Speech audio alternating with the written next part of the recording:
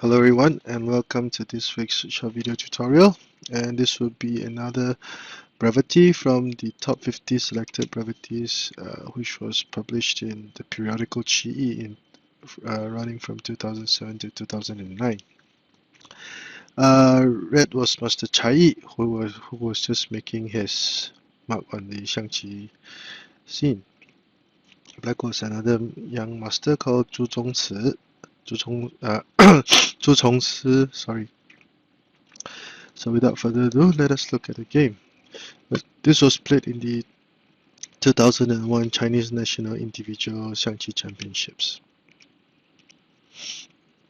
Red started with the central cannon and Black tried to counter with the sandwich house defense.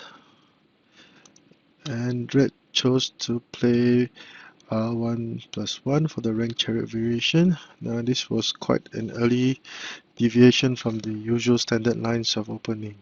Usually R1+2 is played, or you can see Red will play the third pawn advancement variation, and there will be a plethora of variations to be discussed. For more on this opening system, please go to Grandmaster Huo's Sandwich House Defense Treatise, which I have uploaded on the channel. I shan't be going over these moves over here. So in the match, faced with this new novelty, Black decided to play safe and play e3+5. And at this point, this was another move that was quite a novelty, whereby Red would hide his Chariot behind the pawn, threatening to trade pawns early in the game. Now, this is quite a novelty and seldom seen in actual play. Black decided to retreat his cannon and counter this Chariot accordingly with c2 equals to 3 later on. Black continued to develop his material, his left flank, his left flank. The left flank or this side of the board would seem to be the main area where action can be seen. The other side was still relatively undeveloped.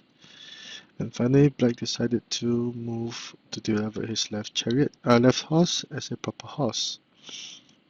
It was at this time when suddenly Red played R7 equals to 4.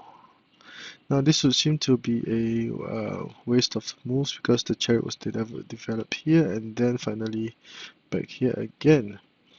But this was done after the Black horse had played, where it would be a major weakness. So Black would move an advisor to protect the cannon. And so far the opening has been quite unusual, where Red had spent several moves moving the Chariot finally to this point. 2+4 was played, h3+4 was played, and this was a very proactive counter by Black, which had to be played. Now if Black did not push p3+1, Red would be prepared to play c5 equals to 3 to gain material. So capturing the central pawn, and at this time Black decided to play c6 equals to 5. There were two other variations that were mentioned in the periodical. The first would be p3 equals to 4, but if this was so, Black would offer a trade of chariots, and but at the meantime, in the same time, Red would threaten to checkmate with c7+7. So Black would lose material, as the only way he could defend against this would be r2 equals to 3 and to sacrifice his chariot. So that is why p3 equals to 4 was not viable. Now neither was p3 equals to p3+1 to capture the pawn, because this would be another discovered attack, whereby Red would now threaten to capture the chariot and also to gain material. So if Black continued to trade chariots, he will lose material over here. So that was why black decided to play c6 plus 5. And red countered very aggressively with c8 equals to 5. And black continued with r2 equals to 6, which was a very weak move. Now, in post-mortem analysis, it was suggested that black should have traded chariots to relieve some tension that the chariot might bring. So after playing r2 equals to 6, it was basically red's game. He would attack with p3 plus 1,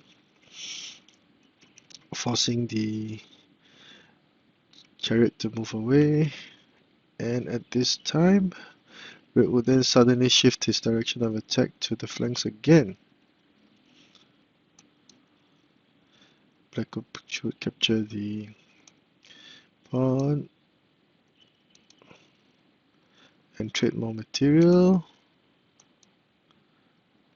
and another weak move by black as black tried to make way for the chariot to be developed and to protect the elephant in this manner. However, p3 plus 1 would have put up a more stubborn and defiant defense. So the red would now be prepared to push the pawn forward. And knight goes to 7 to trade chariots. And red did not bother to trade chariots. Capturing the pawn, another mistake. Whereby red would threaten to capture the cannon.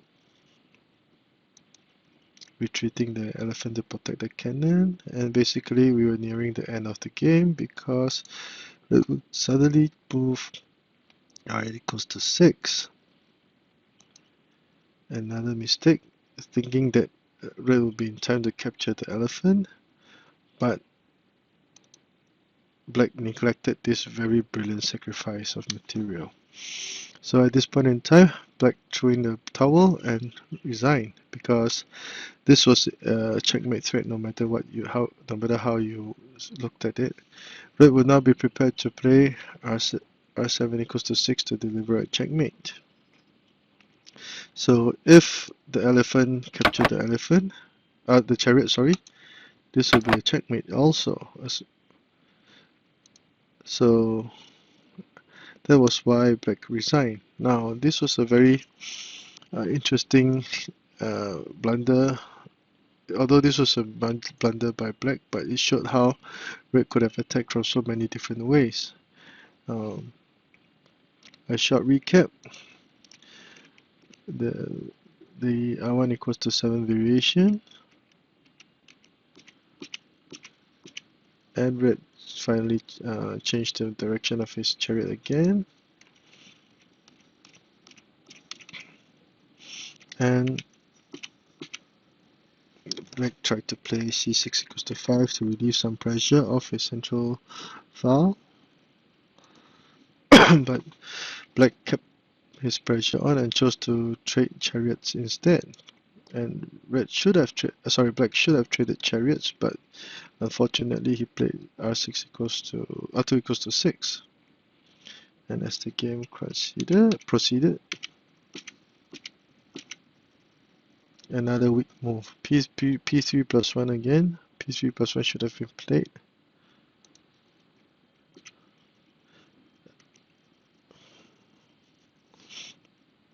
Now black did not dare to trade chariots because if he did, the pawn would be advanced and that would be the end of the black horse, which would have tons of trouble being developed. So that was why he did not trade chariots at this point and chose to take away the pawn, but it was still too late.